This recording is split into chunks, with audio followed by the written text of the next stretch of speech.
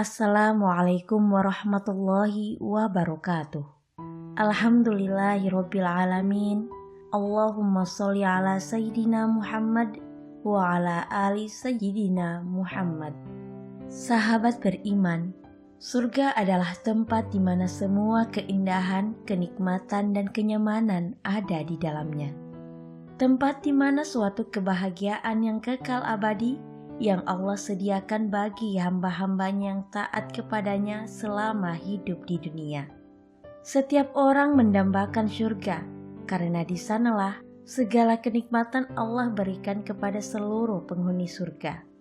Suatu kenikmatan yang tidak bisa tergambarkan oleh akal pikiran manusia. Namun surga hanya Allah sediakan bagi hamba-hambanya yang beriman dan bertakwa. Sebagaimana Allah Subhanahu wa Ta'ala berfirman dalam sebuah hadis qudsi, "Aku telah siapkan untuk hambaku yang soleh kenikmatan surga yang tidak pernah dilihat mata, tidak pernah didengar telinga, dan tidak pernah terbesit di dalam hati manusia, sebagai simpanan baginya yang kalian belum pernah melihatnya." Hadis riwayat Bukhari. Banyak orang yang berharap dan merindukan akan surga. Namun di sisi lain, dalam suatu riwayat bahwasanya surga pun merindukan terhadap penghuninya, yakni surga merindukan terhadap 4 golongan yang akan menjadi penghuninya kelak. Sebagaimana Rasulullah SAW bersabda, "Al-jannatu mushtaqatun ila arba'ati nafarin, talil Qur'an wa hafidil lisan wa mut'imil ji'an wa sha'imin fi syahri Ramadan." Rawahu Abu Daud wa Tirmizi. Surga itu merindukan kepada 4 golongan. Orang yang membaca Al-Quran, orang yang menjaga lidah, orang yang memberi makan orang yang sedang kelaparan, dan orang-orang yang berpuasa pada bulan Ramadan. Hadis riwayat Abu Daud dan Tirmizi. Yang pertama, talil Qur'ani, golongan yang istiqomah membaca Al-Quran. Dalam hal ini yang dimaksud adalah orang-orang yang lisannya senantiasa digunakan untuk membaca kalam Allah Subhanahu wa Ta'ala. Orang-orang yang selalu meluangkan waktu untuk membaca Al-Quran, bukan menunggu waktu luang untuk membaca Al-Quran. Orang yang istiqomah membaca Al-Quran akan mendapatkan banyak kebaikan. Keutamaan membaca Al-Quran sangatlah banyak. Di antaranya akan mendapatkan 10 kebaikan dari setiap huruf yang dibaca. Akan mendapatkan pertolongan di hari kiamat dan juga bisa mengantarkan pembacanya ke derajat tertinggi di surga. Sebagaimana Rasulullah SAW bersabda, "Bacalah Al-Quran, naiklah pada derajat-derajat surga, dan bacalah dengan tartil, sebagaimana engkau membacanya dengan tartil di dunia. Sesungguhnya kedudukan derajatmu pada kadar akhir ayat yang engkau baca." Hadis riwayat Ahmad. Kedua, hafidhil lisan, orang yang selalu menjaga lisannya dari berkata kotor, mengumpat, dan menyakiti orang lain. Golongan kedua ini merupakan orang-orang yang terpilih.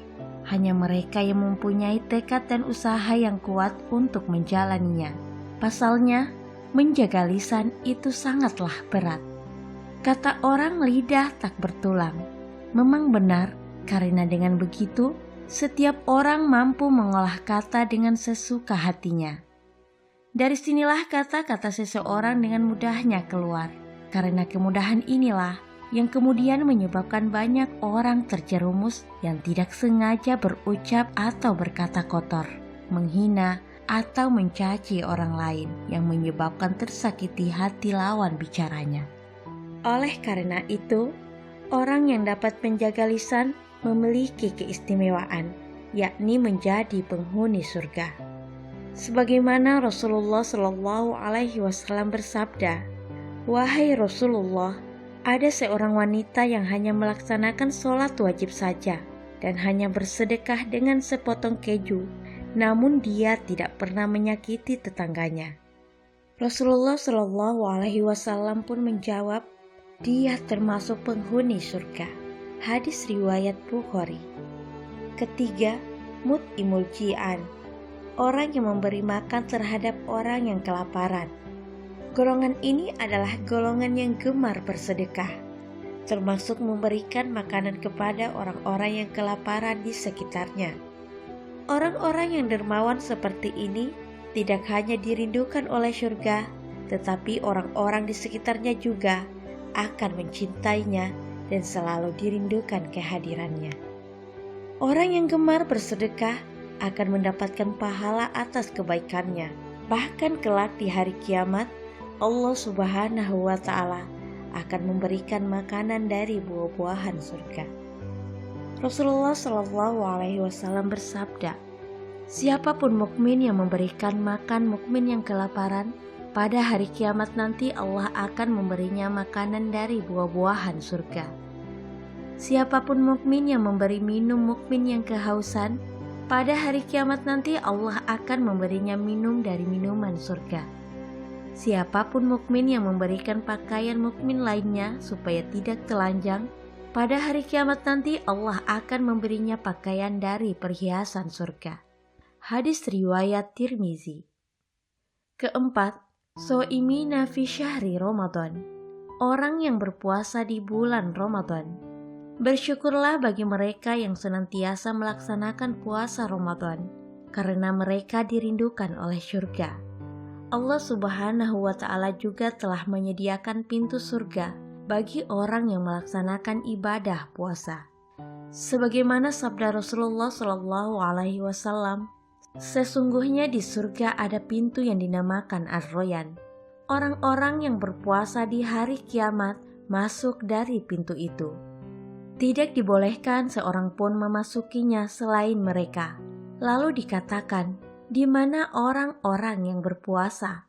Mereka pun bangkit, tidak ada seorang pun yang masuk kecuali dari mereka. Ketika mereka telah masuk, pintunya ditutup dan tidak seorang pun masuk lagi. Hadis riwayat Bukhari dan Muslim. Demikian yang dapat saya sampaikan. Semoga kita termasuk keempat potensi golongan manusia yang dirindukan surga tersebut. Jika terdapat kesalahan dalam menyampaikan hal ini, saya memohon maaf dan itu merupakan kesalahan saya sendiri. Dan jika ada benarnya, itu datangnya dari Allah Subhanahu wa Ta'ala. Semoga video ini bermanfaat untuk kita semua. Amin ya Rabbal Alamin.